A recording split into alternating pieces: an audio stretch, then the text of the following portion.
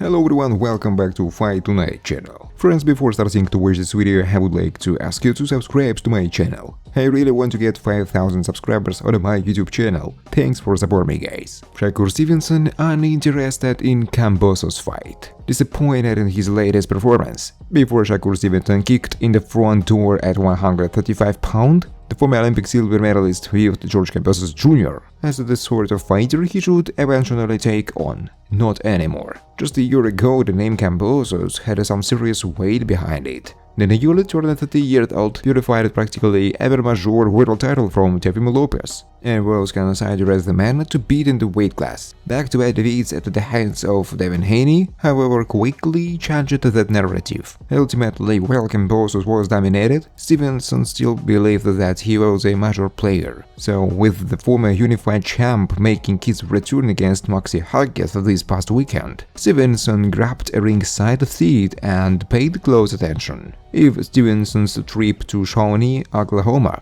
was a scouting expedition, he believed that it was practically a gigantic waste of time. Following 12 rounds between the two French contenders, Stevenson was of the belief that Hughes did more than enough to get the win. Nevertheless, with Kambosos being given the majority decision victory, Stevenson was dumbfounded. Although at one point Stevenson viewed a future clash against Kambosos as inevitable after watching him up close and personal, Stevenson now has no interest in sharing the ring with him. With all due respect to dude, he not my level, said Stevenson on social media. I want the top dogs. Yeah, pup. Stevenson's need to clear the air on a potential future showdown between them stems from the back and forth shooting match they had shortly after Kambosos' win. The Asian native walked around media row with his newly won IBO title, proudly pontificating that he is still at the top of his game. Stevenson has just so happened to be nervy. Found himself face-to-face with Kambosos. It took Stevenson only a few seconds before he was hurling curse-filled tirades in the direction of Kambosos, going as far as to say that he would beat the shit out of his man. With his mind a bit clearer, Stevenson realized that he made somewhat of a mistake engaging Kambosos to that extent. Currently, the 26-year-old is more interested in facing the division's other elite fighters, and considers a fight against Kambosos as a step in the wrong direction. As a Cruz, I think a fight against Ryan Garcia would be entertaining. Ryan Garcia's days of making 135 pounds are long gone. Forget about his decision to drop back down in weight to face Gervonta at 136 pounds recently. From here on out, Garcia will officially campaign in the super lightweight division. Declaration aside, there are a number of 135-pounders who believe that they can entice the extremely popular fighter to go back on his words. One of them is Isaac Cruz. Considering his current position, Cruz is very much a wanted man. In December 2021, the Mexican native gave Gervonta all he could handle. And while he came up short, his stock rose to the heavens. Fights against Shakur Stevenson, Devin Haney and Rank Martin are all strong possibilities. However, in terms of getting a bang for your buck, Cruz believes that a showdown against Garcia would give fans just that. I think a fight against Garcia will be an entertaining fight, Cruz said. Fighting Ryan Garcia would give Cruz more than just a Fight of the Year nominee. It will also fatten his wallet considerably. Still, Cruz doesn't want to get ahead of himself. On July 29th, Cruz and Giovanni Cabrera will duke it out on the dance floor on the Showtime pay-per-view undercards of Errol Spence Jr. vs. Terence Crawford fight. Cruz is not obvious to what's on the line. As long as everything goes according to plan, the 25-year-old could be given his rematch against Davis, something he's been waiting on for nearly 2 years.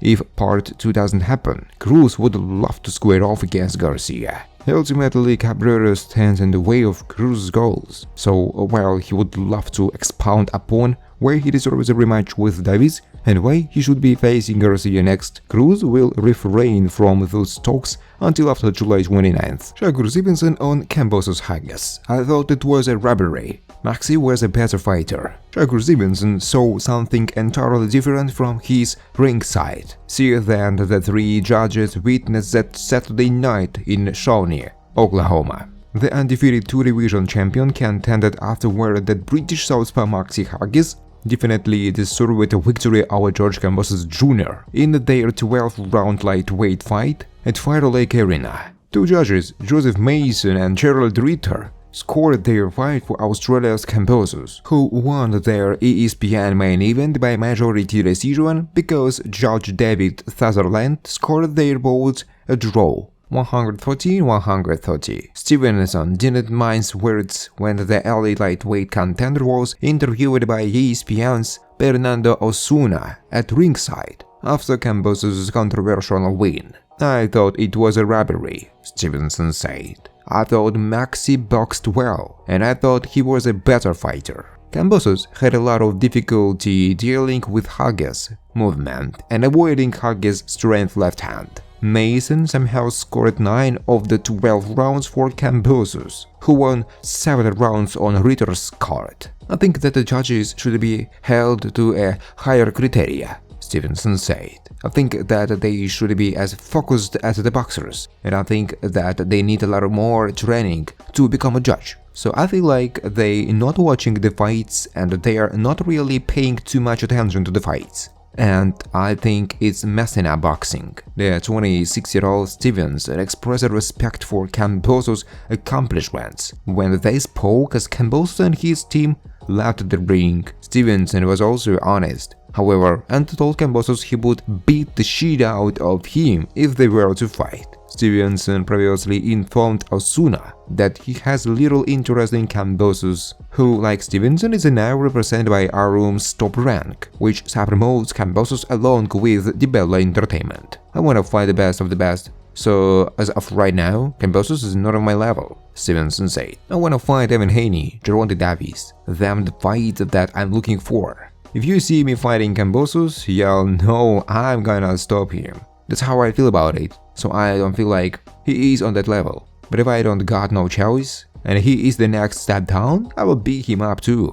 Kambosos won the IBO lightweight title from Hughes and secured the number 2 position in the IBF ratings by winning what was also an elimination match. The Sydney native could square off against Argentina's Gustavo Lemos, the IBF's number 1 contender, for the vacant IBF lightweight championship in his next fight. If Haney gives up his IBF, WBA, WBC and WBO lightweight titles to compete in the 140-pound division.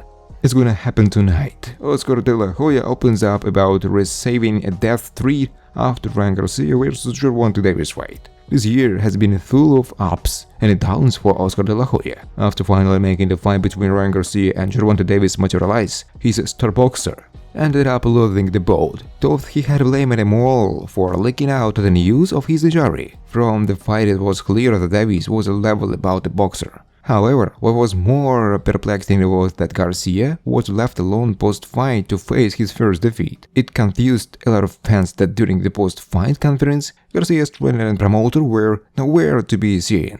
This led to the fallout between the young boxer and him, as he felt betrayed, as many had suspected. Garcia tried to get out of the contract with Golden Boy Promotions, however he was sued. De La Hoya had previously stated that he left the event because of a death threat. Recently, he elaborated upon what really happened that caused all the misunderstandings. He revealed, "I think the arena was overflowed by like 3,000 people, and so after the fight I'm walking down with my security guards. We are just like sardines trying to get out, and I hear this voice, 'Watch your back, it's gonna happen tonight.'" He stated that he had been with Garcia the whole week of Vegas, this and that. De La Hoya stated that he sent Hopkins to Ryan's locker room and also made it clear that all his executives were there as well. Thanks for watching, guys. If you like this video, please subscribe to my YouTube channel.